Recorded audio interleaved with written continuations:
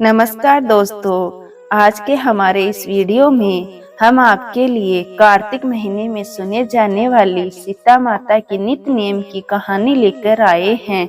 जब भगवान श्री राम वनवास काट रहे थे, तब सीता माता ने 12 वर्ष नित्य नियम की कहानी कहने का 12 साल का नियम ले रखा था।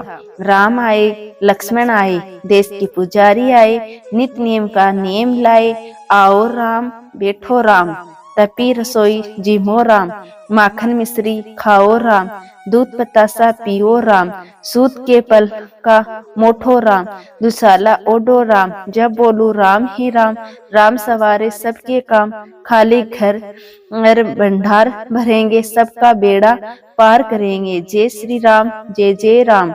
यह कहानी सीता माता रोज कहती थी और श्री राम इसे सुना करते थे। एक दिन श्री राम जी को लक्ष्मण जी के साथ किसी काम से बाहर जाना पड़ा, तो सीता माता बोली, भगवान मेरे 12 वर्ष का नित्य नियम का नियम है, अगर आप बाहर जाएंगे तो मैं अपनी कहानी किसे सुनाऊंगी। श्री राम ने कहा, तुम कुएं की पाल पर जाकर बैठ जाओ, वहां पर जो औरतें पानी भरने आएगी उन्हें अपनी कहानी सुना देना। सीता माता कुएं की पाल पर जाकर बैठ गई। एक स्त्री आई, उसने रेशम की जरी वाली साड़ी पहन रखी थी और बोली, और सोने का घड़ा ले रखा था। सीता माता उसे देखकर कहने लगी, बहन मेरा 12 वर्ष का नित्य नियम सुनने का नियम है, मेरी कहानी सुन लो।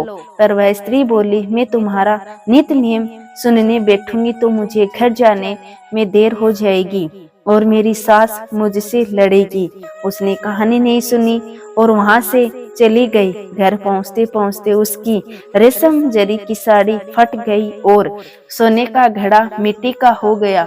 सास ने देखा तो बोली, ये किसका दोष अपने सिर लेकर आई हो। बहू बोली, माताजी मैं भी हैरान हूँ, ये कैसे हुआ। मैं तो कुएं से पानी भरकर आ रही हूँ, पर कुएं पर एक औरत बैठी थी और उसने मुझे से कहानी सुनने को कहा, पर मैंने मना कर दिया। शायद यह उसी का फल है। सास तुरंत वही साड़ी पहन कुएं की पाल पर गई। सास को वहां सीता माता बैठी मिली और बोली, बहन मेरी कहानी सुन लो। सास बोली, एक बार छोड़, मैं तो 4 बार तेरी कहानी सुनूंगी। सीता माता बड़ी प्रसन्न हुई और कहानी कहने लगी। कहानी सुनकर सास बोली, बहन कहानी तो बहुत अच्छी लगी।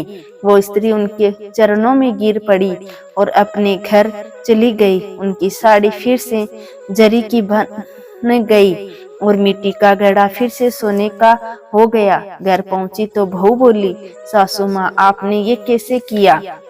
सास बोली, तू तो दोष लगाकर आई थी, मैं तो तेरा दोष उतार कर आ रही हूँ। वो स्त्री जो तुझे मिली थी वो सीता माता थी, पुराने से नया कर देती हैं, खाली घर में भंडार भर देती हैं, सभी इच्छाएं पूरी करती हैं। बहू बोली, ऐसी कहानी मुझे भी सुनाओ। सास ने बड़ी वही कहानी बहू को भी सुनाई।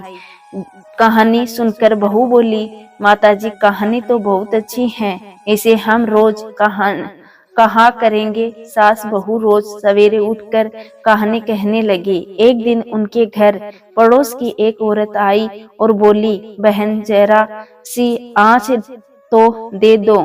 सास बोली, आँच तो हमने अभी नहीं जलाई है। पड़ोसन बोली, तुम तो सुबह 5 बजे से उठी हो, फिर क्या कर रही थी। सास बोली, सुबह उठकर हम सीता माता की नित्य नियम की कहानी कहते हैं। पड़ोसन बोली, ये कहानी मुझे भी सुना दो।